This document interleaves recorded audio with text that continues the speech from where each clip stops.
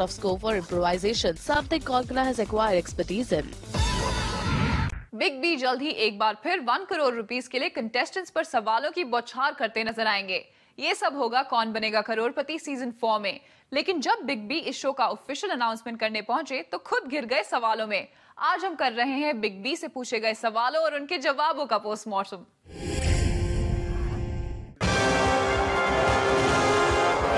Here to confirm that I'm indeed going to be doing कौन बनेगा करोड़पति for Sony Television. Amitabh Bachchan की कौन बनेगा करोड़पति में वापसी हुई है, ये बात तो बिग बी ने खुद ही बता दी।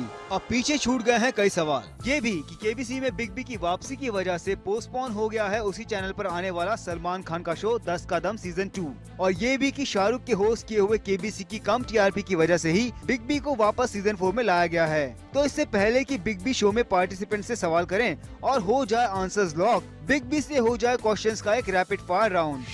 क्या केबीसी की सक्सेस के बाद कभी बिग बी से दोबारा इस शो को होस्ट करने के लिए नहीं पूछा गया? इससे पहले कोई आया नहीं मेरे पास, अभी आए ये लोग तो हमने कर दिया।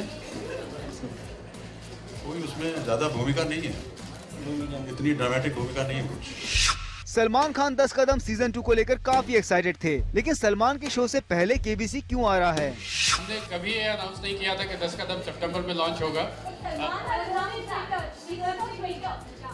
हमें सुन लीजिए एक बार, हमारा ट्विटर पे अनाउंस कर देंगे। हमारा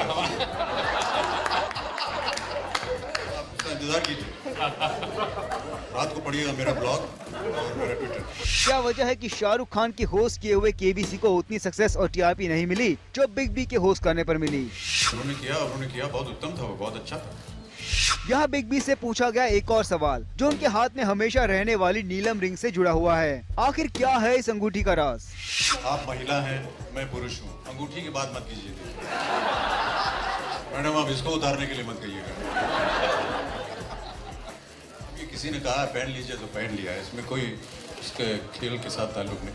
देखा आपने, इन सभी सवालों से साफ बचकर निकल गए अमिताभ बच्चन। अमिताभ यहाँ केबीसी सीजन 4 को ऑफिशियली अनाउंस करने पहुँचे थे। उन्होंने जल्द ही शुरू होने वाले इस शो से जुड़े हर सवाल का जवाब भी दिया। ये देखिए, जब फॉर्मेट हम लोग इंट्रोड्यूस करेंगे आपसे कुछ दिनों के बाद, बताएंगे कि क्या क्या उसमें परिवर्तन हुआ है, क्या चेंजेस आए हैं। उस समय पर हम लोग सब बैठ करके क्रिएटिवली देखेंगे कि इसमें क्या कुछ नया कर सकते हैं और किस तरह से लोगों को और आकर्षित कर सकते हैं। वो सब बात की बातें और वो सब गेम की बातें हैं। पर बड़ी ही सफाई से टाल गए वो सवाल जो सलमान, शाहरुख और आमिर से जुड़ा था। इस इरादे से कोई काम थोड़ी ना करता है कि किसी को हराना। वो सब अपनी जगह हैं और सब उत्तम हैं। ये बिग बी का बड़कपन भी है और चतुराई भी कि उन्होंने एक भी ऐसी बात नहीं बोली जिससे खड़ी हो जाए कोई नई कंट्रोवर्सी। फिर भले ही वो रावण के फेलियर्स पर बिग बी के ट्वीट्स की बात हो या फिर सलमान के शो 10 कदम के पोस्टपोन होने की, बिग बी बार बार इस प्रेस कॉन्फ्रेंस के लिए मिली हुई गाइडलाइंस की दुहाई देते ही नजर आए। अभी हमको इतना बड़ा लिस्ट दिया है कि ये आप बोल सकते हैं, ये आप नहीं बोल सकते हैं, और जो आपने प्रश्न पूछा है वो उसके बारे में हम नहीं बोल सकते। तो कुछ इस तरह सवालों को बिग बी ने मस्ती के मूड में रहकर नजरअंदाज कर दिया।